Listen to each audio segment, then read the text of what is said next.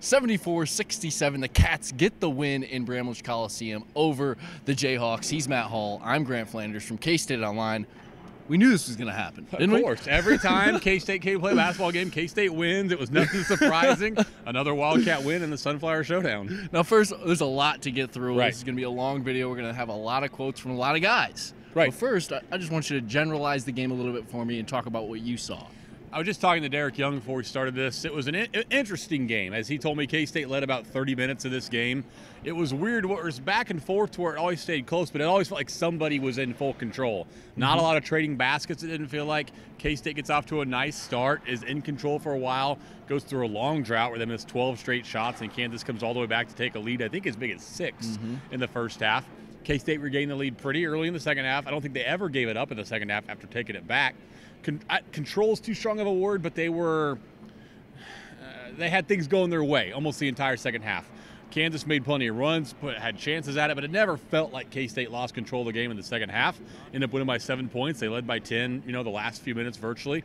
Not a dominating win, but Kansas State was the better team tonight, and Bill Self would have told you the same thing. You talked about the quick start the Cats had. Cam Stokes talked about his quick start and how good that was for the team to get going.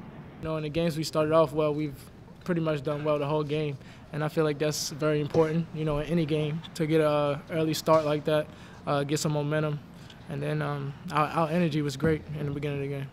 All right, Matt, we've talked about the hot start. Now let's get into some other players to talk about. Dean Wade, he's a guy to usually talk about. Absolutely. An interesting game for Dean Wade. We talked about Cam getting off fast and getting K-State up 5-0. Not the same for Dean Wade. He made his first three-pointer of the night as K-State started hot, like we've said, but he missed his next 5 shots. He had some good open looks against the zone when Kansas switched to that. Didn't make them. Made it hard for the Wildcat offense to really produced against that Kansas defense. He was pretty hard himself after the game. Much better in the second half. Ended up with 12 points, I believe, 9 boards, 5 assists, so he was a valuable passer in that zone. Shot it much better in the second half, basically 50%.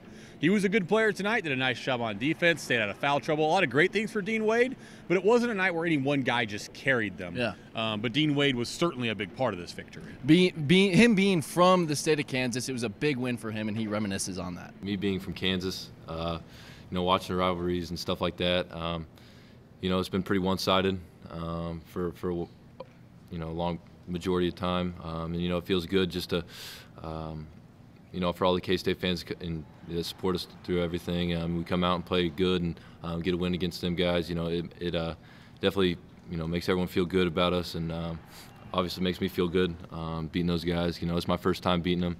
They're a great team, so. It just it was great for us, and I feel great right now. All right, Matt, we've talked about Cam, we've talked about Dean. One more senior to get to, and that's Barry Brown. Talk about his game. Another really big game for Barry Brown. He was K-State's leading scorer with 18 points tonight. He's right around 50% from the field. Did a great job of attacking the basket and getting to the line. Didn't shoot it great from the line, but he was big tonight. This is a guy who's never beat Kansas. He's played a lot of competitive games against them. K-State turns KU over tonight. I don't have it right in front of me, but 21, 22, maybe it was 24 times. Yeah. Barry Brown's guarding their point guard Dotson all night, so he deserves a lot of credit for that. And again, like I said, nobody stood out. If you really wanted to, you could say Barry maybe did with his scoring and his defense and the timely plays down the stretch. But as a team effort for K-State, Barry Brown, like Dean Wade, like Cam Stokes, was a big part of that. He happened to dunk it at the buzzer, the ending buzzer of the game. He talks about a memory from way back when, 4 years ago, when Kansas did the same thing to them.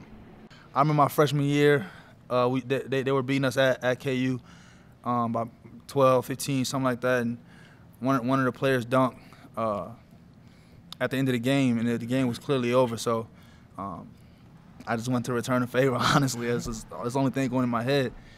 Shout out Brandon Green. All right, Matt, we've gotten through all 3 seniors. Talk about some other guys that really performed in this one. Not a lot of guys played tonight for K-State. I think just 8 players that would have been, but all of them did play roles. Xavier Sneed, somebody in the postgame kind of said he was overshadowed. I think that was a good way to say it because you don't notice a lot about Xavier Sneed necessarily in this game.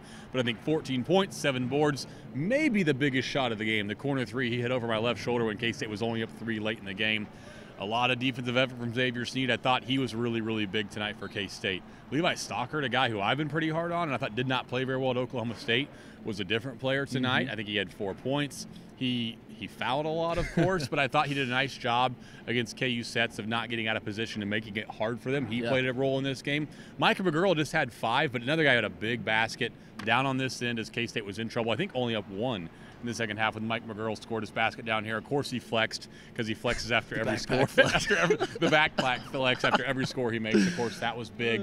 I think McCall Muane didn't play a lot, but did a nice job of avoiding foul trouble in the second half and made K-State's defense better on the floor. But the guy I wanted to get to was Cartier Jada.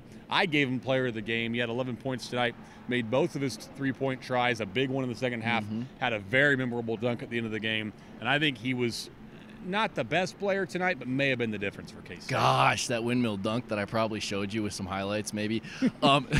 Cardi talks about leading into that dunk. Maybe he wanted to try something different, but the windmill it is. My teammates been telling me, you got a 45, use it. So I decided I was going to do the windmill. I really thought about under legs, but I wasn't. Oh, God. I wasn't sure I was going to make it fully. I didn't make it in warm-ups, pregame, so I was like, I'm going to just go with my old reliable, so I went with the windmill. Bruce wasn't happy about the dunk, but hey, they got the win. You were happy about the I dunk, was. but Oh, my that's all, gosh. yeah. Woof. But, yeah, talk about the big picture of this game and going forward for the Cats. It's an exciting one, right? K-State 17-5, 7-2 in the Big 12, winners of 7 straight in the league. Alone right now in first place. Baylor plays at Texas, I believe, tomorrow night. But for now, K-State's alone in first place. Worst case, they're tied for first tomorrow. Now they're going to head to Waco on Saturday for a game all of us predicted would be for first place in the Big 12. K-State at Baylor and Waco midway through the season will be a huge game for K-State. Beating Kansas is very, very important for the people who were in this building tonight, for the players, for the coaches, but the ultimate goal is to win the Big 12. They don't have to win at Baylor to do that, but if they go to Waco and get that win, it'd be a monster step towards that goal. Yeah, so again, huge win. Bruce Weber knows that, but he also realizes there's more to come. They enjoyed it. They had fun. It meant a lot. Now, do we have the maturity to come back, play against a team that's playing as well as anybody in the league? Baylor, won at Oklahoma by 30, beat TCU by 30. Kansas got them right after Clark goes down, but since that, they played as well as anybody. So once again, the Cats get the win in the Sunflower Showdown, 74-67. He's Matt Hall. I'm Grant Flanders. We're from K-StateOnline, and I say it every time. Yeah, I'm not going to say it. Somebody else help out and just take randomly this thing come in and say say it. something. Yeah, Tell your friends.